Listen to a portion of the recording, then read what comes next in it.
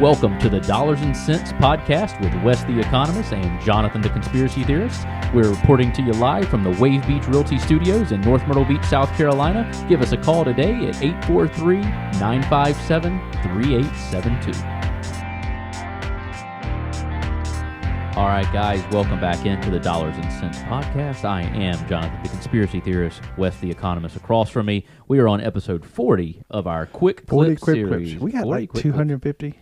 We're 300 pieces. We've put up a lot of good content in the short amount of time we've been rolling. This a year anniversary, coming up next month. Yeah, right? and we got 1,000 followers plus on YouTube now. That's pretty good. So we're doing okay. I mean, we're not monetizing yet. Not monetizing, but if you'd like to advertise, we still always look for advertisers. Absolutely, yep, absolutely, yeah. Because we're getting views on it. It's not like people aren't seeing it. It's just a slow process of building. It's building blocks. But anyway, once they find the kooky economist and the conspiracy theorist, they'll start being more interested. Maybe. That's right. Because we definitely have some odd takes. That's for sure. Like today, I think we're going to have some odd takes on Iran and Israel. Well, you've already mentioned biblical and America First and all kind of stuff. Yeah. So I'll start off with the biblical thing because really? Okay. Yeah, we'll just get right into it. So Ted Cruz was on Tucker's podcast. One of the first reasons he brought up as a personal reason, because he ran on when he went into office, he ran on the fact that he was going to be Israel's biggest supporter. That was what he ran on. That's what he said on the podcast. Oh, okay. So he said he's all America first, but he said he's one of Israel's biggest supporters. He said his reasoning was because as a Christian, it says in the Bible that we are supposed to support the nation of Israel no matter what. Tucker specifically said, show me in the Bible where it says that, because you're making a wild claim that we're supposed to support the nation of Israel. He said, are you talking about the current leadership of Israel? Or are you talking about, is Israel today what it was when the Bible was written? He's like, what are you actually referring to? He's like, I need you to reference what you're talking about. And then Ted's like, well, I don't have the exact scripture right in front of me, but my beliefs and personal reasons for wanting to support Israel stem from biblical and my faith reasons. I don't know the specific referencing he's talking about. I don't know of any specific reference that we're supposed to. Well, let me back up. There is no specific reference for us to be backing the current nation of Israel because it is not in the form it was in the Bible. Okay. From a Christian point of view, though, it does. I believe the Scripture brings out that we should support the people of Israel because they were the chosen people to a point. And I don't get into a huge Bible lesson here, but my take on the Bible, because I'm sure some people listening will have different takes. But Israel is important to us because Israel is actually Jacob from the Old Testament. Jacob became Israel. He had 12 sons, 12 tribes of Israel. That's what the Old Testament's all about.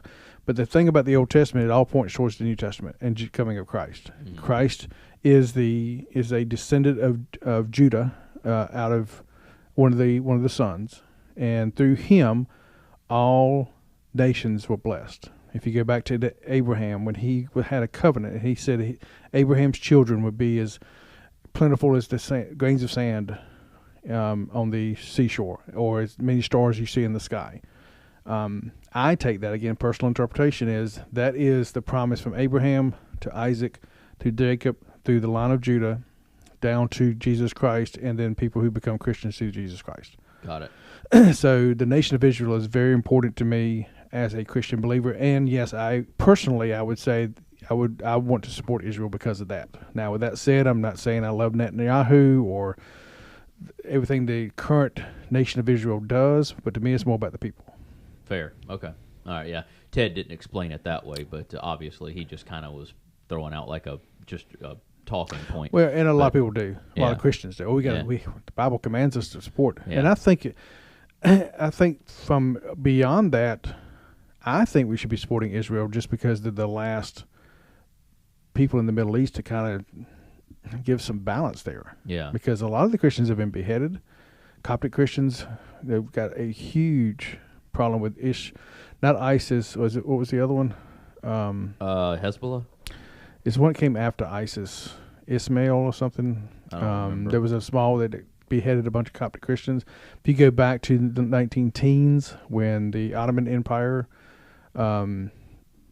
basically genocide with the Christians in that area. That's one of the things that Hitler used to say, well, nobody's going to care if I kill off the Jews. Look what they did to the Christians in the Ottoman Empire. Yeah. I mean, literally, they were throwing them off these mountains, these bodies stacking on top of each other they killed. Yeah. So even though Israel's not Christian, obviously, that is, you think about it, the three major religions in the world, Islam, Judaism, Christianity, all count the same land as their holy land. Yeah. We can have a podcast about this sometimes, but that right there shows me there's something about what God did there that's important. All right. To give birth to three different religions. Yeah. Because Muslims count God as Allah. It's the same Allah that we see in the Jewish Bible as the father of Jacob. Yeah. Jacob. Yeah. When life gets unpredictable, turn to a partner you can trust. At Bobby Clary State Farm, we've got you covered. Whether it's home, auto, or life insurance, we're dedicated to providing personalized coverage that fits your needs. With our friendly and knowledgeable team, navigating your insurance options have never been easier. Visit bobbyclary.com or call 843-438-6000. Bobby Clary State Farm, here to help life go right.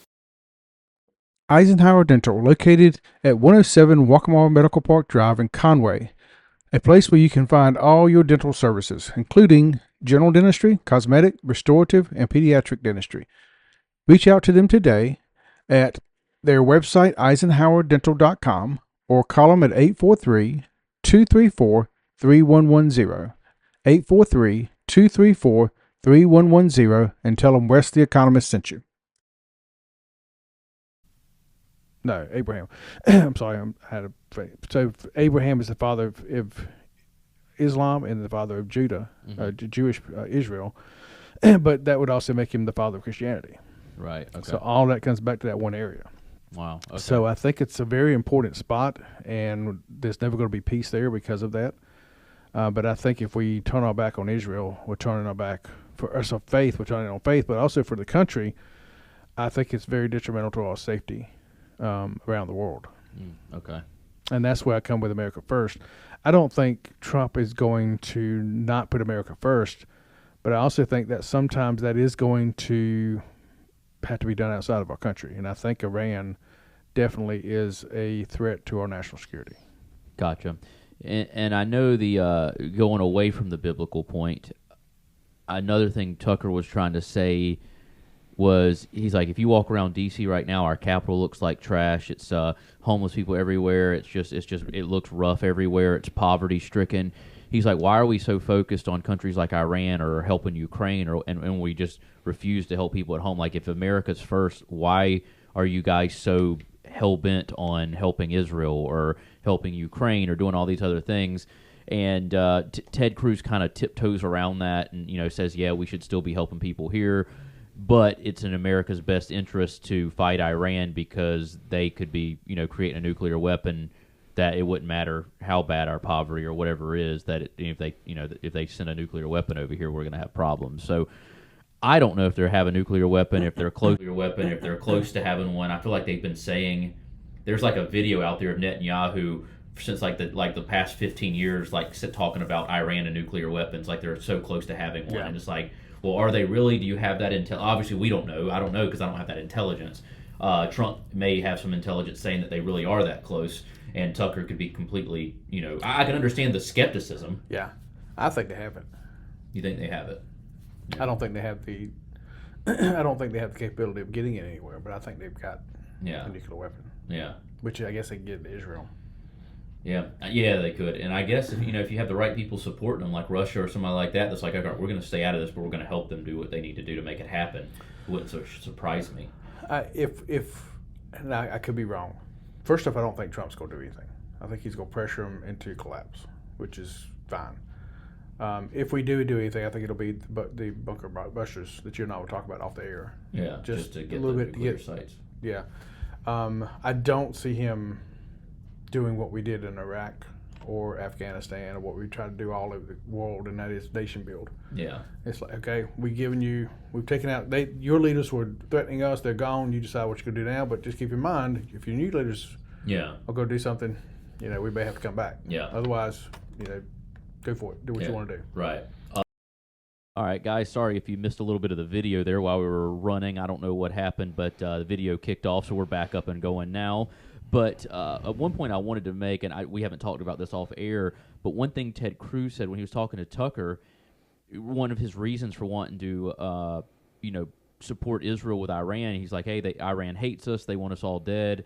But he said that there's actually been hitmen hired by Iran that are in the United States, hired to kill Trump. He made that. Yeah, well, that came out of some of the assassinations attempts. Yeah, and so that's what. Yeah, but he's saying that neither one of those two have been proven to be part of Iran or have any correlation at all. He's saying there's actual hitman in the country now. And then Tucker's like, well, if that's the case, why are we not already bombing Iran if they're threatening the life of a U.S. president and have actual hits out on him? Well, if Tucker should that's know why, true, then. They would just say that you're just making that up to start a war. Yeah, his point is that you guys are having all these reasons for supporting Israel, but if what you're saying is true, that there's actual threats on the president's life from a foreign country, we should already be over there. So he's trying to basically say that they're making that up, I guess, is what he's implying. But obviously, they have intelligence saying that there are hitmen out to kill. But Ted Cruz's reason of why we haven't already bombed him, he said, well, they're not that effective at doing it, so we're not really that worried about it. And I was like, okay, well. That doesn't make any sense either. Yeah, I was like, whatever you say. This is why these guys don't do long format podcasts. Yeah, and this is like a 2.5-hour conversation. Surprise Cruz did it. I'm surprised he did it too. For the most part, he did pretty good, and he made some points. He had me a little more convinced that it would be okay if we intervened some more than before I listened to the podcast. Well, see, and I think we don't need to be in a war with Iran. No, but I also don't think it would take long. Just like you think about Iraq, the war with Iraq lasted what, a week, 2 weeks? Yeah, it was just the rebuilding. And all the nation junk afterwards, and then all the contractors and junk. I mean, when's the last time we actually fought a war? I would say World War II. Vietnam. We weren't allowed to go past the 38th parallel. If we really wanted to wipe out the issues, we've been done there in no time. Korea the same way. I mean, ever since World War II, we played this political game of, well, we're just going to do this much to do this, that. I mean, that's one thing about Israel. I mean, if they're going to do this, they're going to do it. Oh, yeah, they are. They're doing it, yeah. Yeah, I mean, they're just going to say, well, forget it. This is what we're going to do. Right. I'm surprised they've held back on Gaza the way they had. And people are like, they hadn't held back on Gaza. Well, yeah, if they just gone in and wiped the whole place out, they'd be done with this problem. Yeah.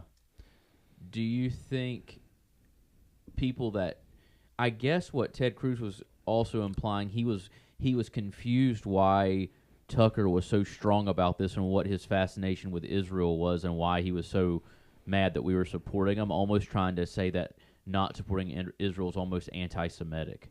Do you think if somebody's against the war and doesn't want us to help Israel, that shows anti-Semitism? I don't think so. Yeah, me either. I think if you just don't like war and you don't want to see people die, I think that's anything but anti-Semitic. But at the end of the day, the people on the other side, if you follow the rhetoric of Iran, and they pretty much said they want us dead and they want Israel dead. Yeah, the little Satan, the big Satan. Yeah, and they say, well, it's just political banter. Well, it's not political. It's not political over there. It's religion. Right. And I think a lot of people have lost touch of what religion is all about for most people. Yeah. They wholeheartedly believe they want to bring back the 13th Amman or the 12th Amman? Something like that. It's basically if you put all three religions together and you line up, they're calling for this next Amman to come, this great leader, kind of lines up with what Jewish people may think is a Messiah, right, which they don't think has come yet, and what Christians would think is the Antichrist coming in Messiah form. All three of them kind of mesh together, which... So it's going to be interesting times when that all happens. Well, and there's an old series of books that wrote it from a perspective of the 90s called Left Behind series. You may have heard of them. I think I've heard of it. And Nikolai Carpathian was that guy. He literally was the Jewish Messiah. Then Israel wasn't. I mean, Islam was not defined much at that point, so they didn't use it a lot. But he captured the support of the Muslim people, and then obviously people who didn't know what the Antichrist was. And then you had this group of Christians who understood he was the Antichrist. But you're talking about one man coming in with that much power. Yeah. So if you don't understand religion, and I say religion on purpose, I'm not talking about a faith of Christianity, but even the religion of Christianity, if you don't understand how those things work together, then you're missing some of the points, because we tend to look at things and say, hey, that doesn't make sense. Why would Iran put itself in jeopardy of putting this out? Well, in their mind, they're bringing forth that next demand. Okay. So they in their mind, their religious reasoning, they're doing the right thing. They're just helping their cause and furthering their religion and the outcome that's supposed to happen in their mind. Yeah. What about the ones that are getting into the country and are still planning attacking Americans through planes? Is that part of it? So there's sleeper cells from terrorist organizations in the country right now. Is that part of the religion? Like, killing people in the West, that's part of it? The Quran says, the Quran's kind of, I haven't read it in its native tongue. I haven't read all of it, so I'm not going to say I'm an expert. But early in the writings, what I've been taught is Muhammad basically said that Christians, Jewish people, and Muslims were all from the same God. We're all brothers and sisters. So he goes to the Christians who reject him, and then he goes to the Jews who reject him. Later in the Quran, it writes the infidels must be destroyed, basically. So the crux, and again, you can't look at every Muslim and think they want every infidel killed, because it's just like Christianity. You have different extremes, right? But the extremists believe that all of us either convert or die. Do you believe that the three religions are combined from the same God, and there's just some misconception? No, I mean, I believe they all focused on the same God. Yeah. I don't think they're from the same God. Do you think that Judaism and Christianity are from the same God? Well, again, that's a hard question to answer theologically. So Muslims count Allah, the God of Abraham, as their God. Jewish people count the God of Abraham, as their God. Christians also same God, but the understanding of that God is different. Maybe that's what you were getting at.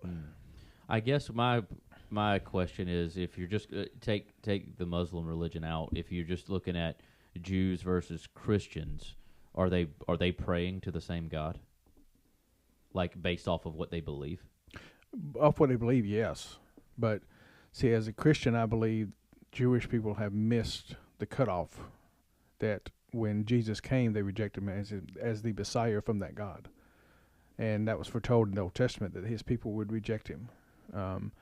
And the parable comes to my mind right now, not the parable, but the story of Jesus sitting at a table. Because if you know anything about Scripture, Jesus came to the Israelites, to the Jewish people. Yeah, I'm your Messiah, I'm here. And they rejected him. People say they killed him. Well, nobody killed Jesus. He gave up his own life, which I think is very important for people to understand. But then one time he's sitting at a table in a Jewish community, and this Gentile comes and asks for help. And he says, "Don't you know that I come from my people?" And she literally says, "Well, even the dogs get scraps of food from the table," which for a lot of Jewish people, Gentiles are considered dogs. Okay. She had a deep understanding that, I know you're here for the Jewish people, but I also know you're here for me. Yeah. And Jesus says, your understanding is amazing. Go, I think it's your daughter. Your daughter is healed or something. Yeah. And sure enough, she was. Yeah. So he came and was rejected by the nation of Israel, and then opened up to the rest of the world, all the Gentiles. Okay. But then you also have Messianic Jews who have seen the light and said, yeah, he's right. We read our old Scripture, and that's Jesus. Yeah. And so they've converted. Got it. So you have Jewish people who are Christians. I've met many of them. Okay. And to me, they have a even more in-depth understanding because they were brought up with the Torah and in-depth Old Testament. And we have churches today who think the Old Testament is irrelevant. It's far from irrelevant. It's such a great piece. And everybody says, well, Jesus came, we don't have to follow it anymore. And Jesus said, I didn't come to abolish the law, I came to fulfill it. And since he came to fulfill it, the Old Testament is very much part of our faith. It's just we read it differently than a Jewish person would read it. Gotcha. Okay, that makes sense. Oh wow. Okay, that's a good. I'm glad we talked about Iran. This is getting deeper into it. Yeah. What So is there anything in the Bible that kind of explains that, like, what's going on right now will happen and what the end goal will be? Obviously, other than like the very end of Revelation, like what's happening right now? What's happening right now, like foretold, like this is supposed to happen? Let's end this quick clip here, and we'll go to that one in the next one because we're at 20 minutes already. Okay, not much of a quick clip. That's not going to be quick either. So Okay. We'll take that next quick clip before we get to the next All one. right. So let's I'll answer your question. Iran part 2, but biblical part 2. I will say something like this is foretold. Yes. Okay. Is this the one? Time will tell. Oh, he's leaving you on a cliffhanger. Cliffhanger, so now yeah. You So now you got gotta come back. One after wasting 20 minutes. But it'll be out in a few days. So come on back. Yeah, come on back. If you just want it catches up on it at the last minute, then click over to the next one. There you go. All right. Are you looking to buy a home in North or South Carolina? You need to reach out to Wave Beach Realty today. We are a family-owned company with over 10 years of experience in North and South Carolina and operate along the Grand Strand. Give us a call today at 843-957-3872. That's 843-957-3872. Mortgage payment, insurance payments, credit card payments, they can be very overwhelming. Are you ready to take the time to get things under control? Then reach out to me at Clark Financial Coaching to see if we can get you started with a budget and then a vision for the future. Write me at coachwesc@gmail.com. That's coachwesc@gmail.com. Thanks for listening to the Dollars and Cents Podcast with Jonathan the Conspiracy Theorist and Wes the Economist. Don't forget to send us your topics and give us feedback at dollarscentsgs@gmail.com. You can follow us on Instagram and X at dollarscentsgs. You can follow us on Facebook at Dollars and Cents. Listen to us on the podcast format at Dollars and Cents Podcast, and you can also find us on YouTube at the Dollars and Cents Podcast.